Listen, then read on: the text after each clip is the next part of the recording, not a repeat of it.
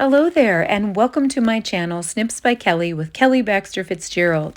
Today we're going to talk about unlikely combos. We're going to put together a single page layout using Hey Handsome.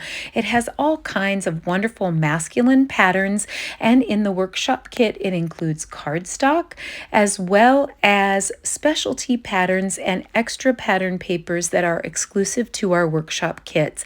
I love having all of these extra patterns to be able to stretch the pack to make larger workshops. It also, of course, includes great die cuts that you can use to embellish your pages, and our wonderful 12 by 12 sticker sheet that we all know and love with all kinds of title opportunities.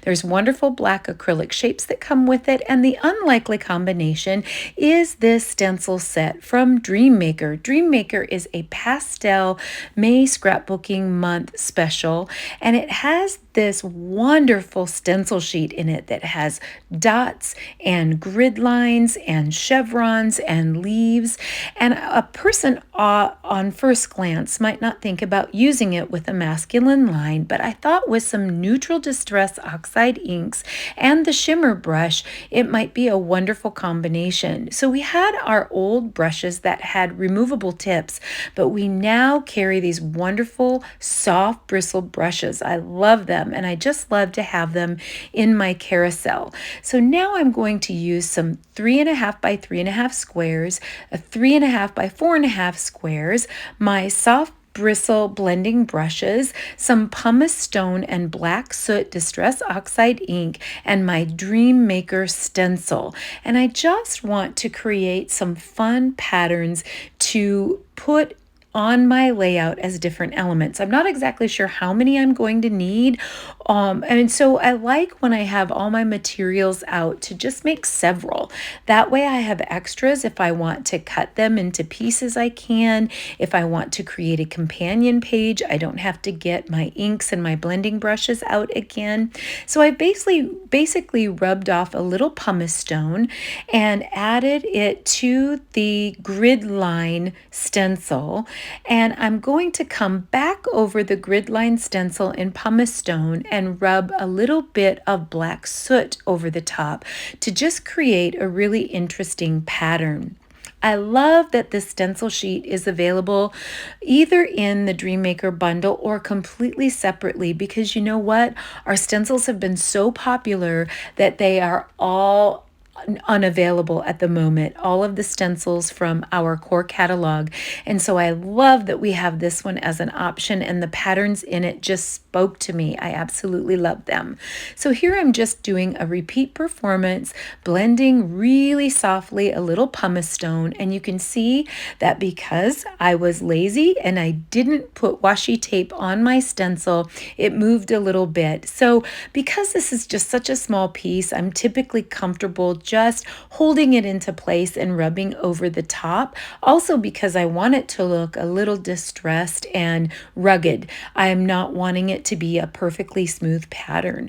So now again, coming back in with the pumice stone over the dots, and I'm just going to make that really interesting pattern.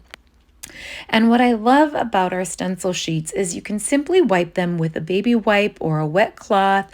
And of course, if you're working on our all-purpose mat, that wipes as well. So I'm always liking to be careful to wipe the stencil sheets so that they don't get all over my papers. I can be a hazard sometimes. I think you probably know what I'm talking about.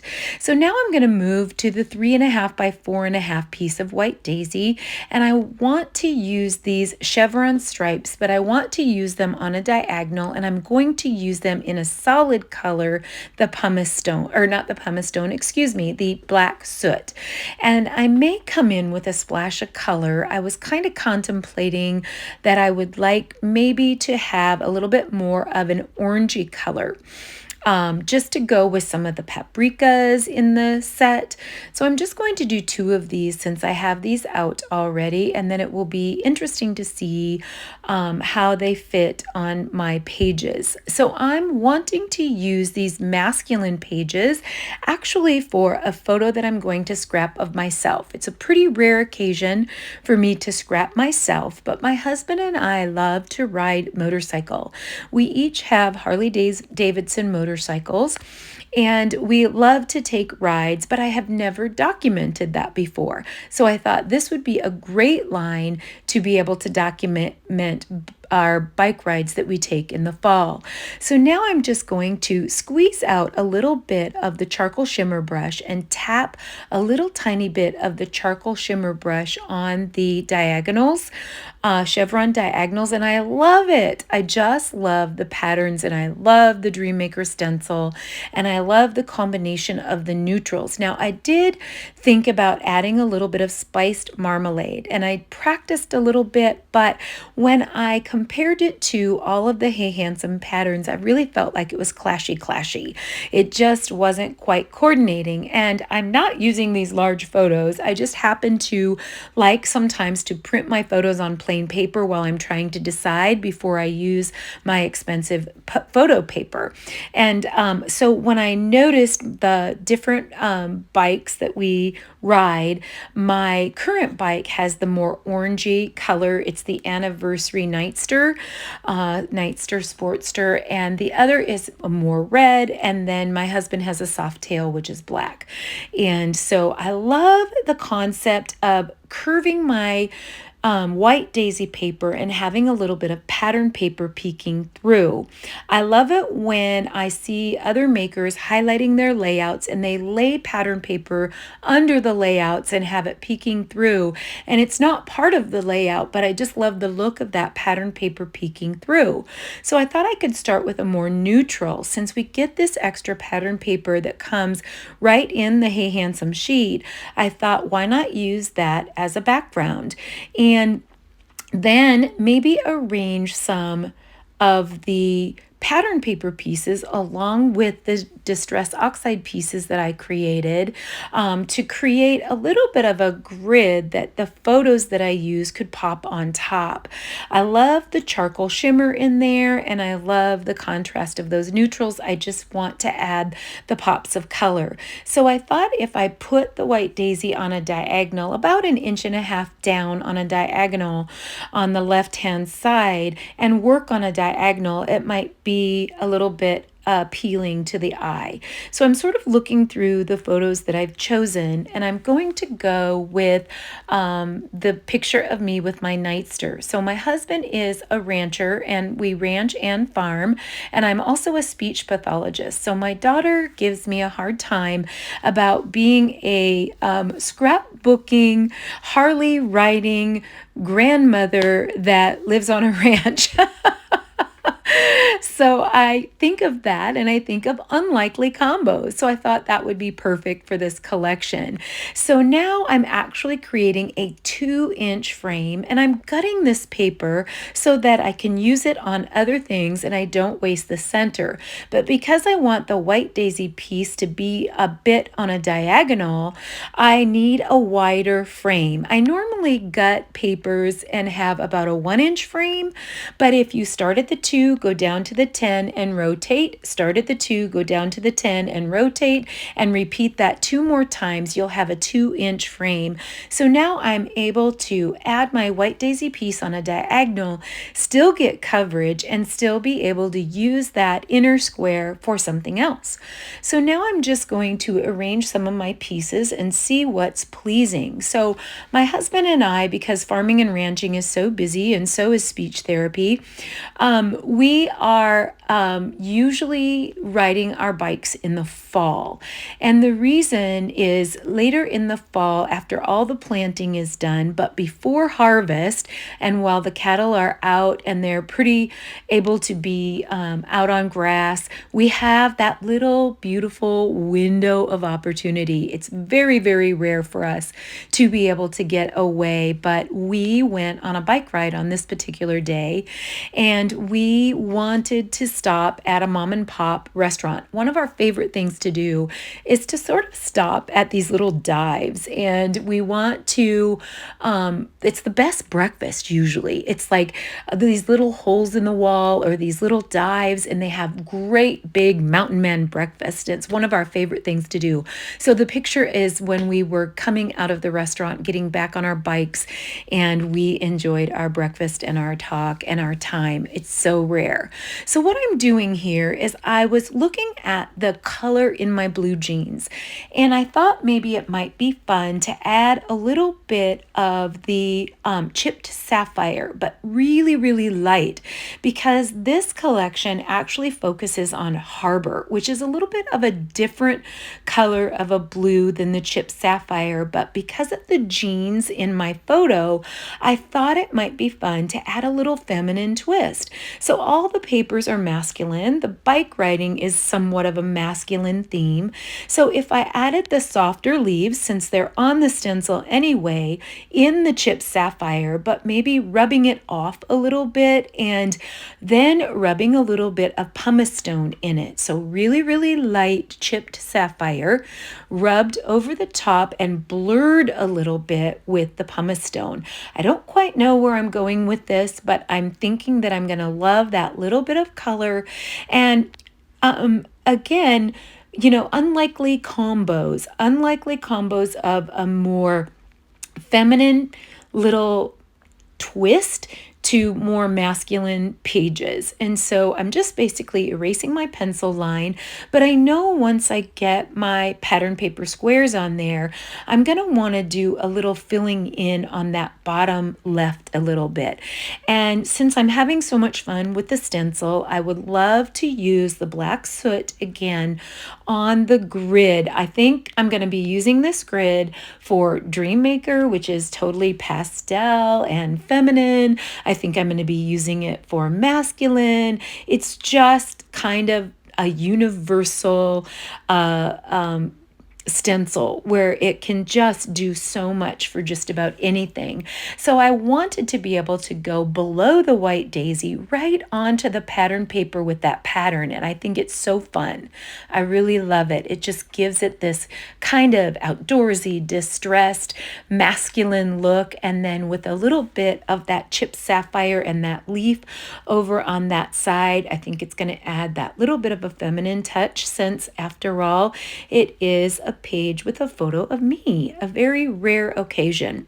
So I'm looking a little bit as I get the papers in place, and I'm thinking I need it to go out a little farther. I'd like to take that leaf out just a little bit farther, so I think I'll use just the very top of the leaf, go back in with a little bit of that really, really, really light chipped sapphire.